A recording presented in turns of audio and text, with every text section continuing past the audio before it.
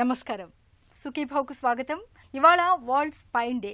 ఈ సందర్భంగా మన శరీరానికి దన్నుగా నిలిచే వెన్నుకు తరచూ ఎదురయ్యే సమస్యలు, వాటికి చికిత్స, నివారణ మార్గాల గురించిన ప్రత్యేక కథనంతో మీ ముందుకొస్తోంది నేటి Sukhibhava. Healthy spine is vital for healthy life.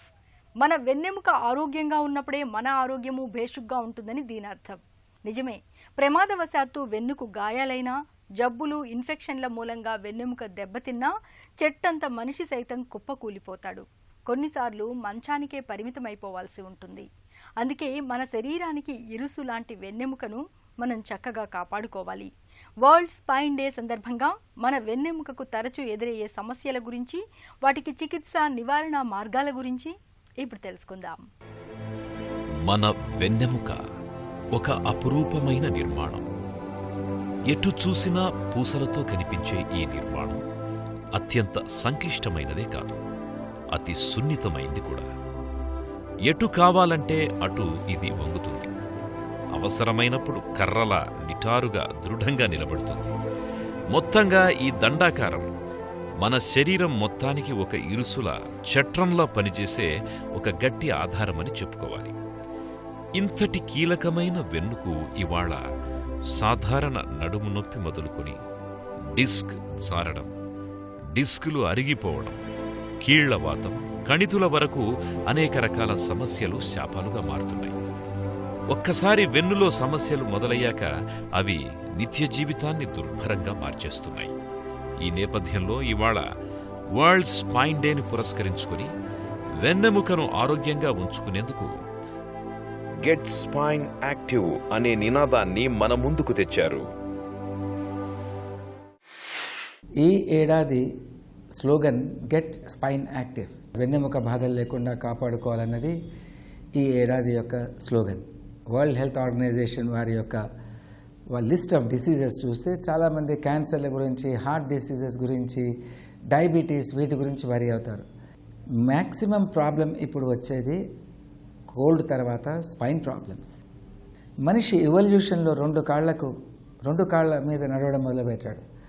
ఎప్పుడైతే గ్రావిటీకి ఎగెన్స్ట్గా మనిషి నిలబడడం మొదలుపెట్టాడో నడుము మీద, మెడ మీద చాలా స్ట్రెయిన్ పడుతుంది మనిషికి. మనిషి యొక్క బరువు వలన, భూమాకర్షణ శక్తి వలన స్పైన్ పైన లోడింగ్ ఎక్కువై, స్ట్రెస్ అండ్ స్ట్రెయిన్ ఎక్కువై, దానివలన నడుము నొప్పులు, మెడ నొప్పులు వస్తాయి. ఏ విధంగా అయితే మనిషికి వస్తాయో అదేవిధంగా మిగతా 4 కాళ్ళ మీద నడిచే జంతువులు కూడా వస్తాయి. కానీ మనకు ఆ ఇరెక్ట్ పోస్చర్ వలన ఇంకా ఎక్కువ ఈ బాధలు ఎక్కువ అవడానికి చాలా కారణాలు ఉన్నాయి. ఈ కారణాలు తెలుసుకొని ప్రజలందరూ వారి యొక్క స్పైన్ హెల్త్ని జాగ్రత్తగా చూసుకుంటే వాళ్లకు బాధలు ఎక్కువ లేకుండా వాళ్ళ ఫ్యామిలీ లైఫ్లోనూ, వర్క్ లైఫ్లోనూ ఇంకా బాగా పనిచేసి వాళ్ళ మెంటల్ ఎగనీ తక్కువ అవుతుంది కొన్ని సింపుల్ జాగ్రత్తలు తీసుకోవడం వల్ల. బద్ధకపు జీవన శైలి, దీనినే శారీరక శ్రమ బాగా తగ్గిపోయిన జీవితం అని చెప్పుకోవచ్చు. మన జీవితంలో నేడు శ్రమ అన్నది దాదాపు పూర్తిగా తగ్గిపోయింది. ప్రతి పనికి ఏదో ఒక యంత్రం అందుబాటులోకి వచ్చింది. స్విచ్ నొక్కితే పనైపోతుంది. వ్యాయామం కనుమరుగయింది. మనం చేసే ఉద్యోగాలు కూడా కంప్యూటర్లకు అత్తుకుపోయి చేసేవే ఎక్కువయ్యాయి. ఇక టీవీ ముందు కూర్చొని గంటల తరబడి టైం గడిపేస్తాం. ఇలా మొత్తంగా మన జీవితంలో బద్ధకమన్నది ఒక అంతర్భాగమైపోయింది. దీంతో స్థూలకాయం అన్నది పిలవని అతిథిలా వచ్చిపడుతుంది. ఫలితంగా వెన్నులో కదలికలు తగ్గిపోతున్నాయి. దీంతో వాడకంలో లేని యంత్రంలో ఎలాగైతే రకరకాల సమస్యలు తలెత్తుతాయో, శారీరక శ్రమ లేని వాళ్లల్లో కూడా రకరకాల వెన్ను సమస్యలు వచ్చిపడుతున్నాయి. ఈ నేపథ్యంలో వెన్నును ఆరోగ్యంగా ఉంచుకునేందుకు చురుకైన జీవన సరళిని అలవర్చుకోవాలని చెబుతున్నారు డాక్టర్లు. ఈ నడుము నొప్పి బాధలుని మనము 3 ఏజ్ గ్రూప్స్ కింద డివైడ్ చేయవచ్చు. ఫస్ట్ గ్రూప్ చిన్నపిల్లలు, స్కూల్లో చదివే పిల్లలు. రెండవ గ్రూప్ యువతీ యువకులు, ఆఫీసెస్లో పనిచేసేవాళ్ళు, వాళ్లకు వచ్చే బాధలు. మూడవ గ్రూప్ పెద్ద వయస్సు వచ్చిన తర్వాత వచ్చే బాధలు. ఇప్పుడు చిన్న పిల్లలకు వచ్చే నడుము నొప్పుల సంగతి మాట్లాడాలి అంటే వీళ్లకు చిన్నప్పటి నుంచే పెద్ద స్కూల్ బ్యాగ్స్ని మోయడం కామన్ అయిపోయింది. మనం చూస్తూనే ఉన్నాం. పిల్లవాడి కన్నా 3 రెట్లు ఎక్కువ బరువుతో స్కూల్ బ్యాగ్స్ మోసి వాళ్ళు వంగి వంగి నడవడం మొదలుపెట్టారు. సండే నాడు కూడా సెలవులు ఇవ్వకుండా స్కూల్స్ నడుపుతున్నారు. స్కూల్స్లో ప్లే గ్రౌండ్స్ లేవు, వాళ్ళకి ఎక్సర్సైజ్లు ఏమీ చేయడం లేదు. పిల్లలు ఇంటికి వచ్చిన తర్వాత ఇంటి దగ్గర కూడా వాళ్ళకు ప్లే గ్రౌండ్స్ అవి లేకపోవడం వలన, మరియు వాళ్లకు టీచర్లు హోంవర్క్ పైన హోంవర్క్ ఇవ్వడం, ఇంటికి రాగానే ప్రాజెక్టులు వర్క్ చేయడం, హోంవర్క్లు చేయడం, వీటన్నిటితోటి పిల్లవాడికి కానీ పాపకు కానీ ఎటువంటి ఎక్సర్సైజ్ లేదు. పిల్లలకు ఉదయం నుంచి రాత్రి దాకా ఇట్లా కూర్చొని వంగుని చదువులు చదవడం మొదలు పెడితే దానివల్ల వాళ్ళ యొక్క నడుము పైన తర్వాత జీవితంలో విపరీతమైన ఎఫెక్ట్ ఉంటుంది. అదేవిధంగా తల్లిదండ్రులు కూడా పిల్లల్ని మీ ట్యూషన్లు అవి పెట్టి చిన్న వయసులో బాధ పెట్టి వాళ్ళ యొక్క ఫిజికల్ హెల్త్ మీద కాన్సన్ట్రేట్ చేయకుండా పిల్లల్ని చిన్న వయసులోనే 5వ క్లాస్లోనే 6వ క్లాస్లోనే డాక్టర్లు చేస్తాం, ఐఐటీలకు చేద్దాం, అమెరికా పంపిద్దాం, ఇటువంటి ధ్యాస కాకుండా పిల్లలకు ప్రతి ఆదివారం తీసుకువెళ్ళి స్పోర్ట్స్ గేమ్స్, స్విమ్మింగ్, యోగా ఇవన్నీ చేయించాలి. ఇది చేస్తే వాళ్ళ యొక్క నడుము కండరాలు స్ట్రాంగ్గా ఉండి వాళ్ళ యొక్క మెడ బాధలు, నడుము బాధల నుంచి వాళ్ళకి రాకుండా మనం చూసుకోవచ్చు. నెక్స్ట్ గ్రూప్ చూసుకుంటే యువతీ యువకులు. వీళ్ళు ఆల్మోస్ట్ ఇంటర్మీడియట్ దగ్గర నుంచి ఉదయం నుంచి రాత్రి దాకా చదవడం, ఆ తర్వాత కాంపిటేటివ్ ఎగ్జామ్స్ రాయడం, ఆ ఎగ్జామ్స్ పాస్ అవ్వడం, ఆ తర్వాత ఐటీ సెక్టర్లో జాయిన్ కావడం, అక్కడ 2 గంటలు వీళ్ళు ఆఫీసులకు చేరడానికి ప్రయాణం చేయడం, అక్కడ 8-9 గంటలు ఉదయం నుంచి రాత్రి దాకా ల్యాప్టాప్స్ పైన ట్యాబ్స్ పైన పని చేయడం, మళ్ళీ ఇంటికి వచ్చేటప్పటికి ఒక 1-2 అవర్స్ మన ట్రాఫిక్ జామ్స్ సిటీస్లో చాలా చూస్తూనే ఉంటాం.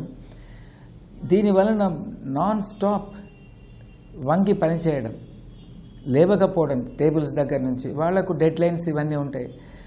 దీనివలన వాళ్ళు కూడా బరువు బాగా పెరిగిపోయి ఎక్సర్సైజ్ లేక అతి చిన్న వయసులో వీళ్ళందరూ కూడా విపరీతమైన నడుము నొప్పులకు, మెడ నొప్పులకి బాధపడుతున్నారు. ఏం చేయాలి వీళ్ళు?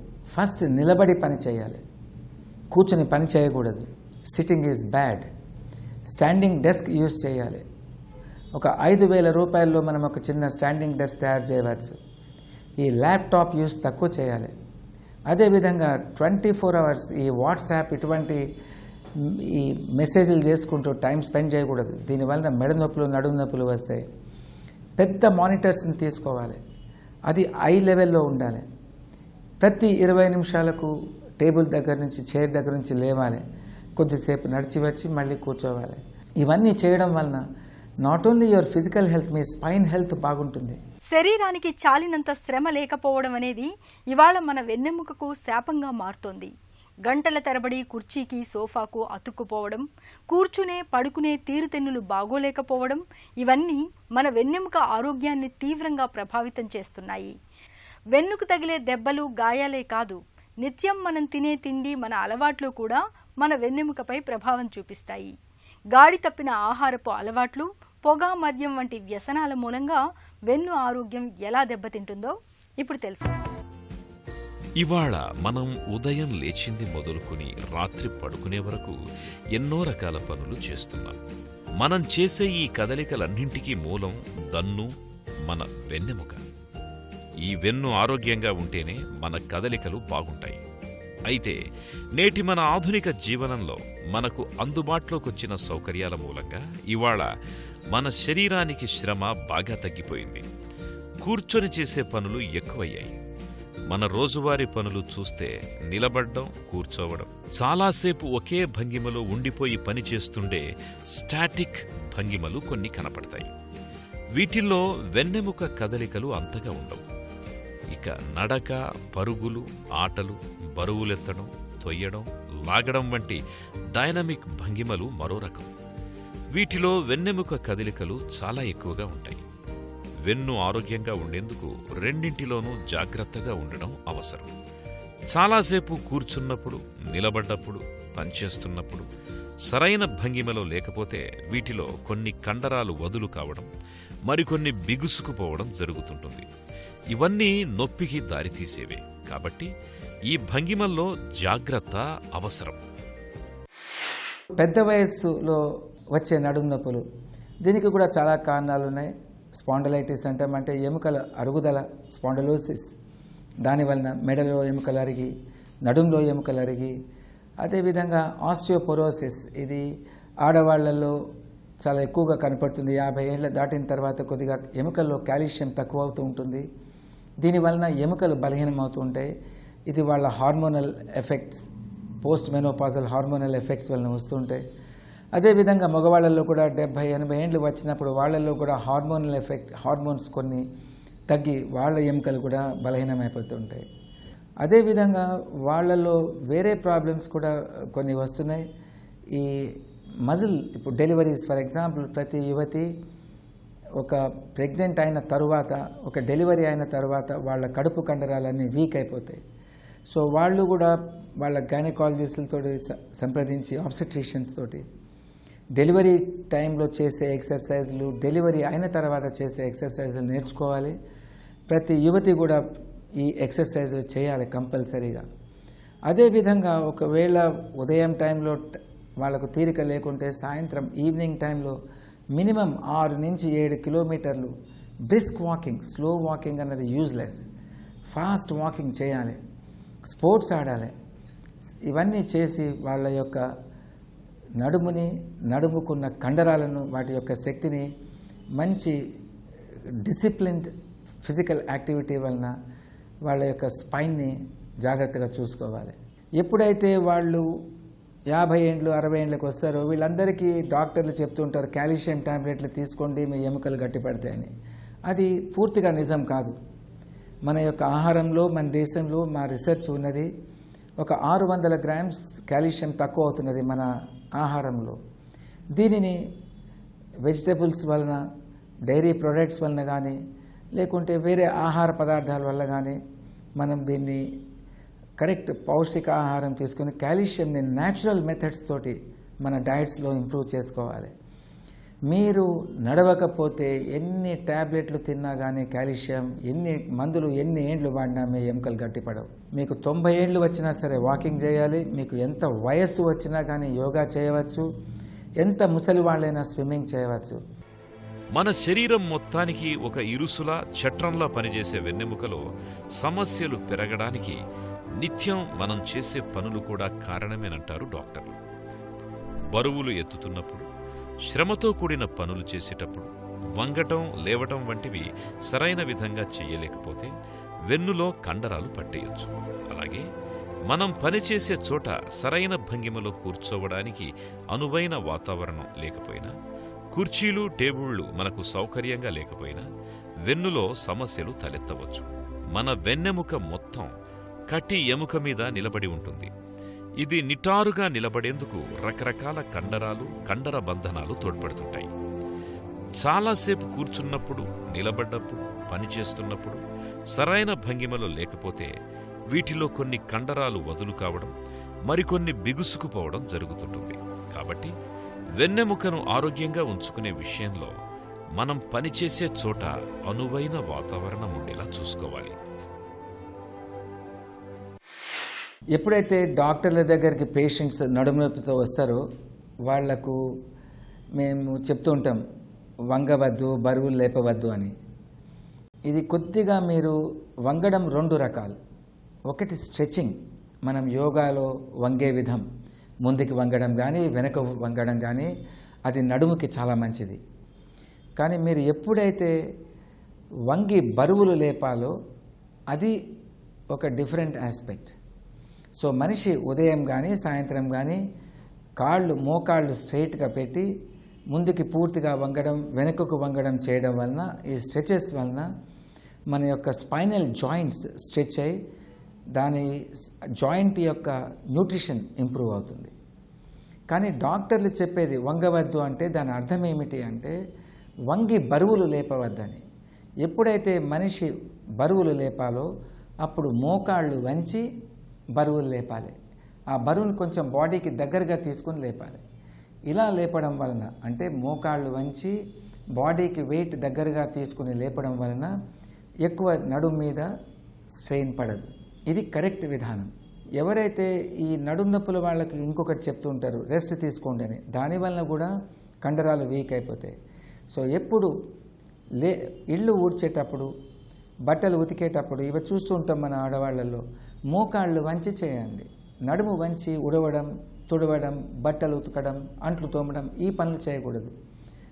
వంగి మోకాళ్ళ వంచి అప్పుడు ఉతకడం, చేయడం, కడగడం చేస్తే నడుము మీద ఎక్కువ ఎఫెక్ట్ పడదు. కానీ ఎప్పుడైతే ఈ పనులు చేయకుండా మామూలుగా స్ట్రెచెస్ చేస్తారో అది చాలా మంచిది నడుముకి, ముందుకి వెనుకకు వంగేది. వెన్నెముక ఆరోగ్యాన్ని ఎలా కాపాడుకోవాలి?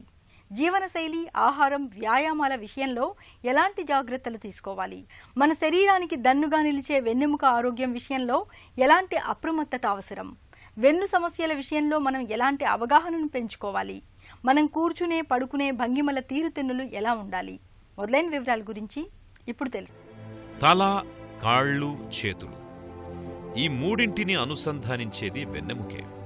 అంతేకాదు, కదలికతో పాటు స్పర్శకు సంబంధించిన అనేక రకాల సంకేతాల్ని మెదడు నుంచి నరాలు, ఎముకలు, కండరాల ద్వారా ఇతర భాగాలకు అందేలా చేయడంలో కూడా వెన్నెముకది కీలకమైన పాత్ర. అలాంటి కీలకమైన వెన్నెముకకు అనేక ఇబ్బందులు ఎదురయ్యే ప్రమాదం కూడా ఎక్కువే. డిస్కులు అరిగిపోవడం, ప్రమాదాలు జరగడం, నడుము నొప్పి రావడం, గూని రావడం, నడుము కింది భాగంలో నొప్పి, మెడ నొప్పి, భుజాల నొప్పులు ఇవన్నీ వెన్నెముకలో వచ్చే సమస్యలు. వెన్నెముకలో వచ్చే సమస్యలు కేవలం కాళ్ళు, చేతులు, తల భాగాలనే కాదు, మొత్తం శరీరాన్నే స్తంభించిపోయేలా చేస్తాయి. అందుకే వెన్ను సమస్యల విషయంలో నిర్లక్ష్యం చూపించకూడదు. వెన్నులో ఏ చిన్న సమస్య కనిపించినా డాక్టర్లని సంప్రదించి తగిన పరీక్షలు చేయించుకోవడంతో పాటు సకాలంలో అవసరమైన వైద్య సాయం పొందాలి. మీకున్న వెయిట్ని కంట్రోల్ చేసుకోవడం, మీ యొక్క ఫ్యామిలీ డాక్టర్ దగ్గరికి వెళ్ళండి. వారి దగ్గర మీ థైరాయిడ్, మీ బ్లడ్ ప్రెషర్ చెక్ చేయించుకోండి. మీ కొలెస్ట్రాల్స్, హై ట్రైగ్లిసరైడ్స్ ఇవన్నీ కూడా ఉంటే మన యొక్క స్పైన్ పైన ఎఫెక్ట్ ఇస్తాయి. అదేవిధంగా స్మోకింగ్ వలన నడుములో ఉన్న ఎముకల మధ్య ఉన్న డిస్క్స్ ఎఫెక్ట్ అవుతాయి. సో మీరు స్మోక్ చేస్తే స్మోకింగ్ స్టాప్ చేసేయండి. ఎనీ టొబాకో ప్రోడక్ట్ స్టాప్ చేయాలి. ఇవన్నీ చేసినా కానీ మీ యొక్క నొప్పి తగ్గకపోతే తప్పకుండా మీరు ఇన్వెస్టిగేట్ చేయించాలి. స్పైన్ ప్రాబ్లం ఓన్లీ పోస్చర్ వల్ల కానీ లేకపోతే ఎక్సెసివ్ సిట్టింగ్ వల్లనే కాదు. స్పైన్లో టీబీ ఉంటుంది, క్యాన్సర్స్ ఉంటాయి, ఇన్ఫెక్షన్స్ ఉంటాయి, డిజనరేటివ్ డిజార్డర్స్ ఉంటాయి, మెటబాలిక్ డిజార్డర్స్ ఉంటాయి, రుమటలాజికల్ కండిషన్స్ ఉంటాయి, కొన్ని చర్మ వ్యాధులు ఉంటే కూడా స్పైన్ ప్రాబ్లమ్స్ వస్తాయి. ఇట్లా కొన్ని వేల కారణాలు ఉంటాయి నడుము నొప్పులకు కారణాలు. మామూలు స్పైన్ ప్రాబ్లమ్స్కి 93% మందికి ఆపరేషన్సే అవసరం లేదు. ఆపరేషన్స్ అనవసరంగా చేయించుకోకూడదు. దయచేసి అడ్వర్టైజ్మెంట్స్ ద్వారా చెప్పినవన్నీ మీకు అన్నీ సూట్ అవుతాయని అనుకోవద్దు. ప్రతి మనిషి స్పైన్ ప్రాబ్లం వేరు, ప్రతి మనిషికి యూజ్ చేసే టెక్నాలజీ వేరు. ఒకటే టెక్నాలజీ ఇంకొక పేషెంట్కి అది పని చెయ్యదు. అది మినిమల్లీ ఇన్వేజివ్ ప్రొసీజర్స్ కానివ్వండి, ఓపెన్ ప్రొసీజర్స్ కానివ్వండి, ఒక మనిషిని డాక్టర్ జాగ్రత్తగా పరీక్ష చేసి, టెస్ట్ చేసి, స్కాన్స్ చేసి, ఎక్స్రేస్ చేసి, మనిషి న్యూరలాజికల్ ఎగ్జామినేషన్ చేసి అప్పుడు మేము నిర్ణయిస్తాం ఇతనికి మినిమల్లీ ఇన్వేజివ్ టెక్నిక్ చేయాలన్నా, స్కోప్స్ తోటి చేయాలన్నా, మైక్రోస్కోప్స్ వాడాలన్నా, ఓపెన్ సర్జరీ చేయాలన్నది డాక్టర్స్ నిర్ణయిస్తారు. ఇప్పుడు నావిగేషన్ సిస్టమ్స్ అని, ఓ ఆర్మ్ అని, రోబోటిక్స్ అని ఇవన్నీ మన సిటీలో కూడా ఉన్నాయి, హైదరాబాద్లో కూడా ఉన్నాయి ఈ ఫెసిలిటీస్. మోస్ట్ ఇంపార్టెంట్ అండ్ అతి ముఖ్యమైనది స్పైనల్ కార్డ్ మానిటరింగ్. అంటే మీరు సినిమాలో చూస్తుంటారు, మీరు ఎప్పుడైనా ఐసీయూస్కి వెళ్తే ఈసీజీలు అవి చూస్తూ ఉంటారు, పేషెంట్ వెనకాల మానిటర్స్ ఉంటాయి. అదేవిధంగా మేము స్పైన్ సర్జరీ చేసేటప్పుడు ఈ స్పైనల్ కార్డ్ మానిటరింగ్ పేషెంట్కి కొన్ని ఎలక్ట్రోడ్స్ కొన్ని కనెక్ట్ చేసి ఆపరేషన్ చేసేటప్పుడు స్పైన్ పైన నరాలపైన ఏమైనా ఎఫెక్ట్ పడుతుందా అని రెగ్యులర్గా మానిటరింగ్ చేస్తూ ఉంటాం. దీనివలన స్పైన్ సర్జరీలో ఉన్న డేంజర్స్ చాలా మటుకు తగ్గిపోయాయి. మన వెన్నెముకలో సమస్యలు పెరగడానికి బద్ధకపు జీవనశైలి, కూర్చునే భంగిమలు సరిగ్గా లేకపోవడంతో పాటు సరైన సమతులాహారం తీసుకోకపోవడం, తగినంత నిద్ర లేకపోవడం, పొగతాగే అలవాటు లాంటివి వెన్ను సమస్యలు రావడానికి ప్రధాన కారణాలని డాక్టర్లు గుర్తించారు. ఈ నేపథ్యంలో వెన్నును ఆరోగ్యంగా ఉంచుకునేందుకు శారీరక శ్రమను జీవితంలో ఒక అంతర్భాగంగా చేసుకోవాలి. నిత్యం కనీసం గంటపాటైన వాకింగ్ లేదా స్విమ్మింగ్ లేదా యోగా లాంటి వ్యాయామాలు చేయాలి. తినే ఆహారంలో పాలు, పాలతో తయారు చేసిన పదార్థాలుండేలా చూసుకోవాలి. చాలినంత నిద్రపోవాలి.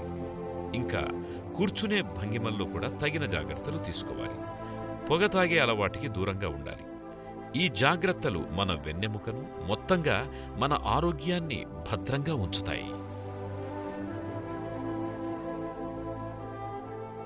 మన శరీరానికి దన్నుగా నిలిచే వెన్నుకు తరచూ ఎదురయ్యే సమస్యలు, వాటికి చికిత్స, నివారణ మార్గాల గురించిన ప్రత్యేక కథనాన్ని చూశాం కదా. తిరిగి రేపటి సుఖీభవలో కలుసుకుందాం. సుఖీభవ కార్యక్రమానికి సంబంధించిన మీ విలువైన సూచనలు, సలహాల్ని వెంటనే మాకు రాయండి. మా చిరునామా Sukhibhava, ETV, Ramoji film city, Hyderabad 501512 లేదా sukhibhava@etv.co.in కు ఈమెయిల్ చేయండి.